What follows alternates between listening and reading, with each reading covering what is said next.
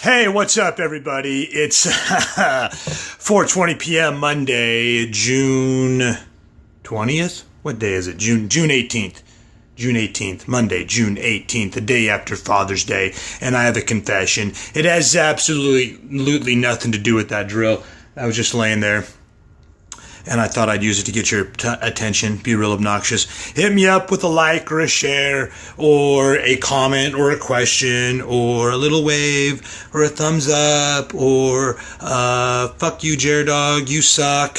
Whatever the case may be, so that way I know that you're there, you're paying attention, you're hanging out with me on this edition of the 420 Report. Otherwise, I don't know you're here. I'm hanging out on my studio patio where it is muggy as hell. Hey, Trisha, what's up? Thanks for the wave. We're supposed to be taking my son to Little League practice today. It's his birthday, but he's going to go to practice, and I bought him a brand new baseball glove. Don't tell anybody. So I'm going to make this just a real quick video blog, checking in with you, and then we got to get back to birthday celebrations. But they canceled the Little League practice because it's quote-unquote too hot. What kind of bullshit is this, man? Like, every weather condition has to be absolutely perfect in order for these kids' events to continue on as scheduled. You know, it's not like they don't need the practice. I went to that last fucking game. They couldn't field for shit. Are you kidding me? Reschedule. There is no rescheduling practice. This is the last week of games. Anyway, I'm already off on a rant. Father's Day confession. And while the audience builds, let me go over my show dates this week. I'll be in my home state of Iowa, Albia, Iowa, at the Eagles Club. Eagles Clubs are always so much fun. We had a great time last Saturday night at the Rock Falls Eagles Club with Katrina Brown, the He Said, She Said comedy battle of the sexes. We packed that bitch out. So shout out to Art and Lynn and John and Brad and who else did I see there? Skylar, Christy. I had so many friends and fans and followers and people who watched the 420 Report. I came on at the beginning. I'm like, who's seen me on the 420 Report? So that was a lot of fun. Katrina Brown was in rare fucking form, and it was a packed, solid crowd. They were with us the entire 3 hours. We threw down 3 hours, breaking all the rules in stand-up comedy. They usually tell you can only get away with about 90 minutes at a time, and then the audience is going to start to tune out. Wrong.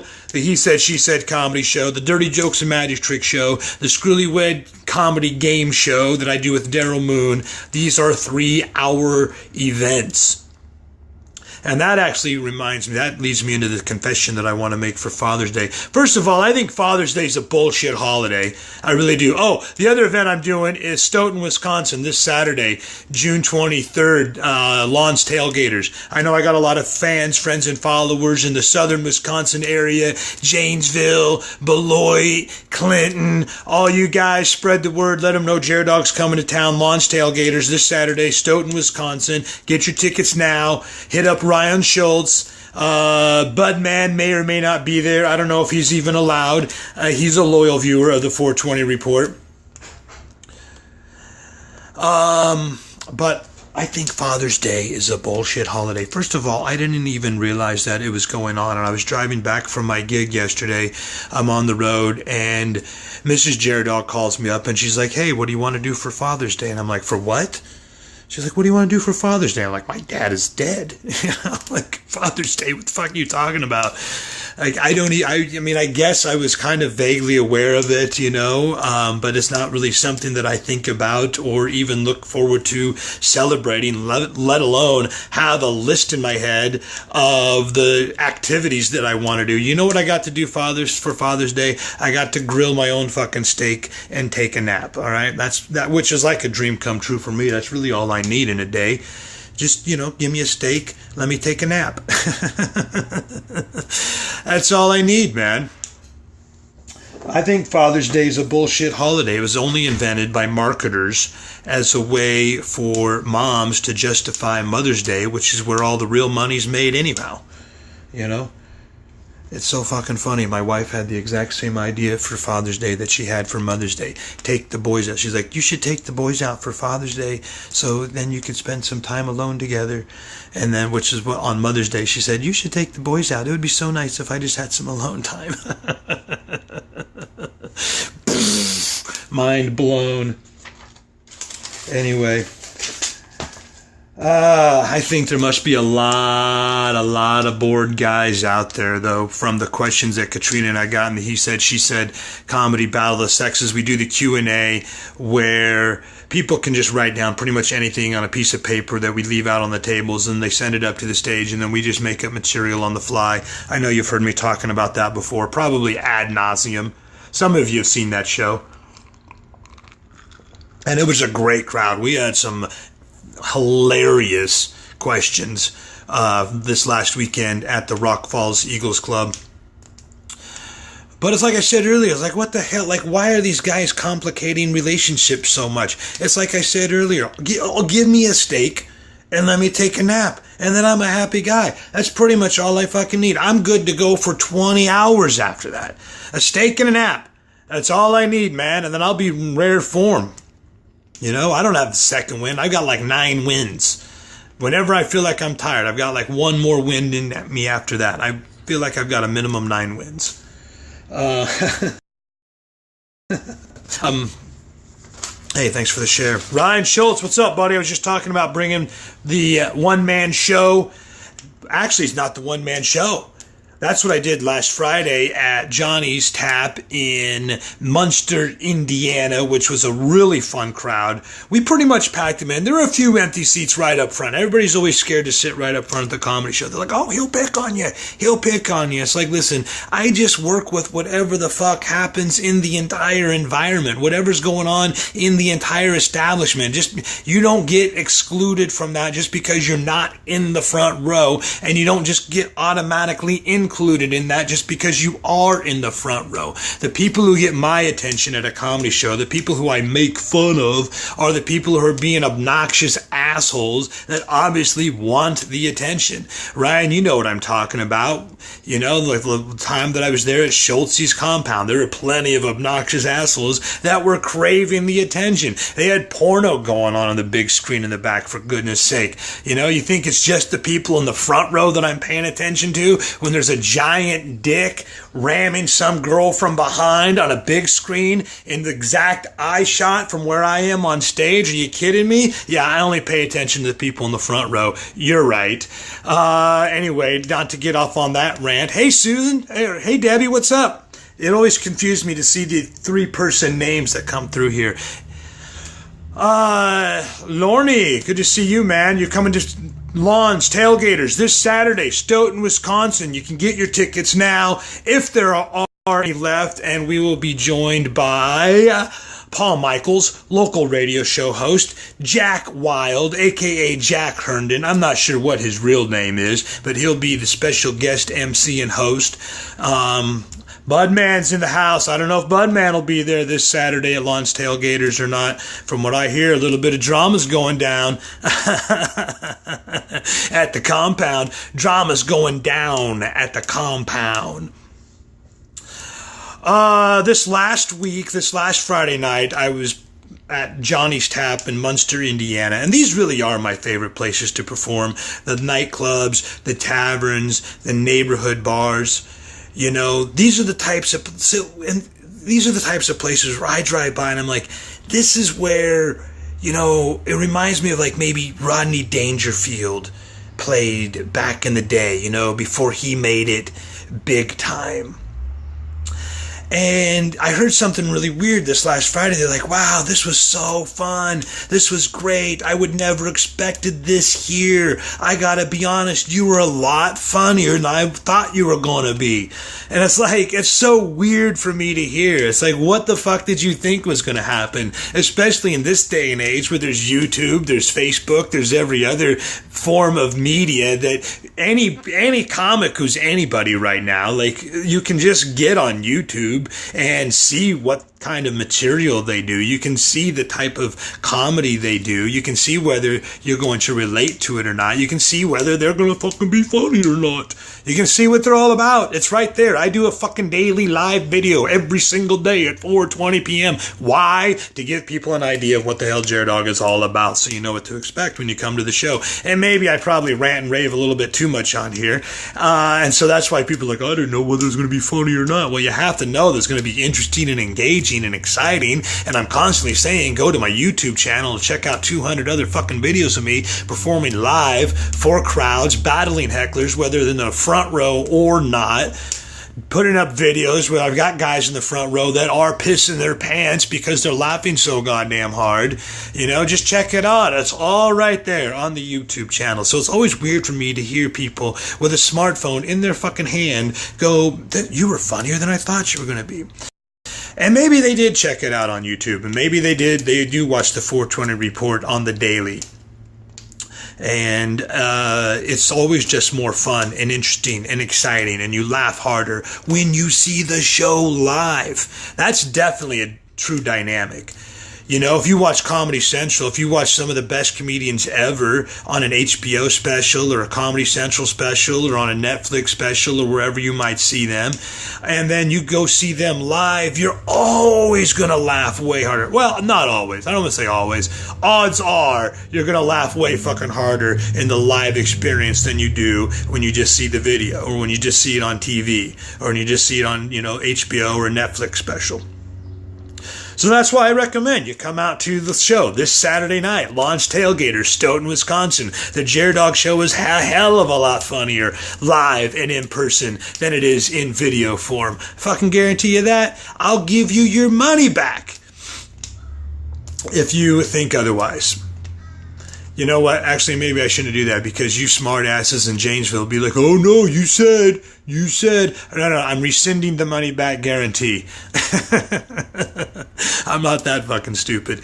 Ryan Schultz, we have a bus leaving the compound to the show and back. That's what I like. Jeremy, you can ride it if you want. Just let me know, or you can VIP.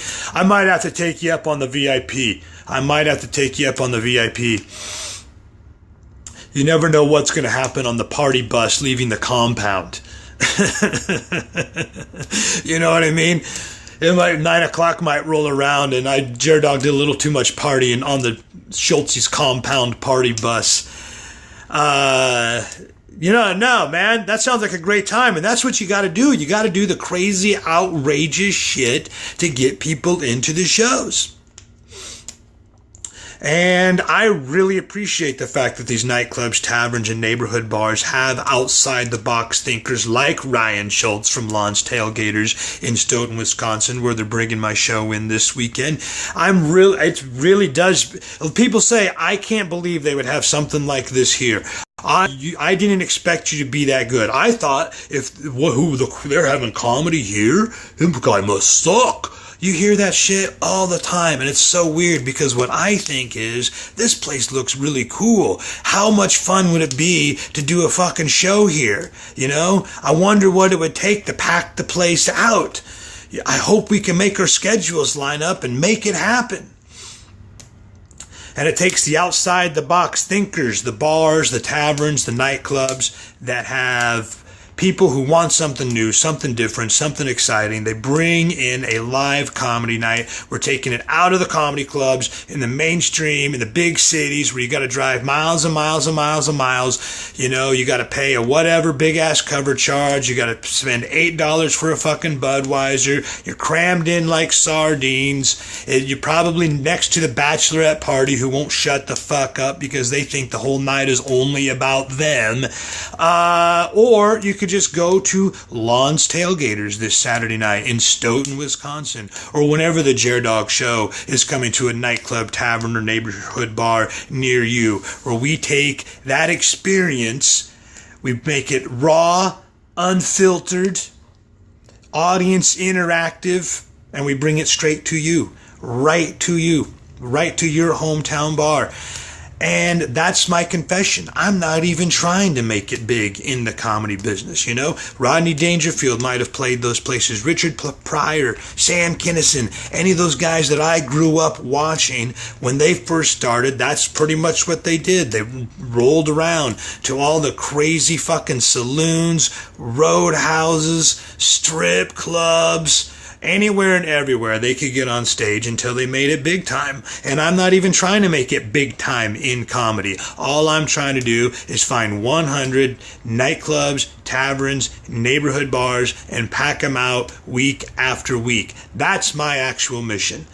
And I really appreciate the fact that I've been able to do that for the last 15 years. I've been traveling this fucking great country of ours. I've met so many cool people. I've been to so many cool venues, and I look forward to continue doing some more of that shit going forth, because without all those types of places, without the local drinking establishment, not only would you not have a fucking fun place to go to share some laughs, have some drinks, and blow off the steam, but how the fuck would I have been able to provide for my kids for the last 15 years? That's my real Father's Day present. The fact that I'm able to go around to all these places and have people like you show up and are willing to pack the place out and have a great time. So I'll see you this weekend, this Saturday, Albia, Iowa, at the Eagles Club. Eagles Clubs are the only fraternal organization that I do my comedy shows for because they are so much fun. Like we had a blast last weekend. Shout out to Art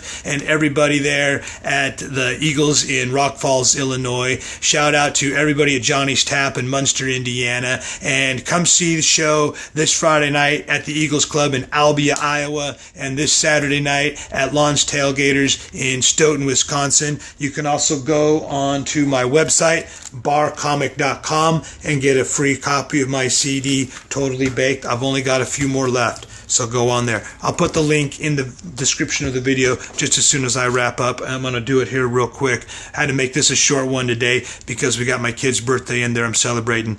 That was a real cool Father's Day present 7 fucking years ago when my second son was born. And that was a crazy day too because it was hot as hell out. And my first son, he was about 7 years old, and he was actually playing in the championship Little League game that very day that my wife went into labor. And, you know, as a comedian, no health insurance. We did the at-home birth with a midwife who showed up right there in our tiny little Wicker Park neighborhood, Chicago apartment, brownstone, it was actually, I think it was 3. It wasn't a duplex, whatever a 3 is in a building. Anyway, we were the middle floor, and we had this giant inflatable raft thing that got filled up with water where she delivered our son, Quinlan, at home. It was like a giant inflatable raft, like something you fuckers would take down the river. It even had a beer holder. And the crazy thing is, the hot water heater broke that day. That's all. I mean, who would have thought? Who would have fucking thought?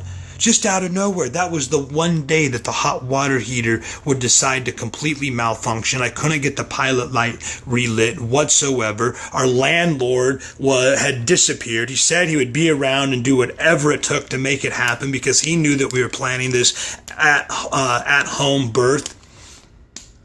So he's fucking vanished. And then our downstairs neighbor had his parents visiting in from Tennessee, and these were like real right-wing Christian, super conservative, and they came walking up and they see these 3 midwives surrounding a naked woman inside this giant cauldron, essentially, this giant tub of hot water, doing these fucking chants. You know, they thought a seance was going on. It was just a relaxation chants to help the labor proceed. They're boiling pots of water and pouring them right into, you know, the stove still worked. So we're literally, it's like olden days, like they're literally boiling pots of water and pouring them into this giant birthing tub that my wife was having the baby in. So they're like, why don't you take her to a hospital? I'm like, I didn't fuck her in the hospital. We're doing this shit here, man. One way or another, we'll make it happen. I wound up running down to Home Depot. I picked up like 300 feet of garden hose. Literally 300 feet of garden hose. That's a football field. I didn't need nearly that much just to be able to tap into the neighbor's hot water, or the shower, in order to run hot water all the way up the side of the building into the kitchen window in order to begin filling that tub. So that way my second son could be born. All natural, at home, in Chicago, Illinois, second floor apartment, neighbors watching. Whew. In any case, that's what'll happen when you drink too much 312. That's what'll happen. 9 months later, you're going to be giving birth in a inflatable hot tub in your kitchen. That was the other crazy thing too, man. I was like, you know what? I should probably just go in and have a vasectomy. She's like, yeah, that's probably a good idea. So I go and I call up the doctor for the consultation, and she comes back 2 minutes later while I'm on hold with a pee stick, 2 lines on it. You know what? You can probably just hang up the phone. We can postpone that for at least another 9 months.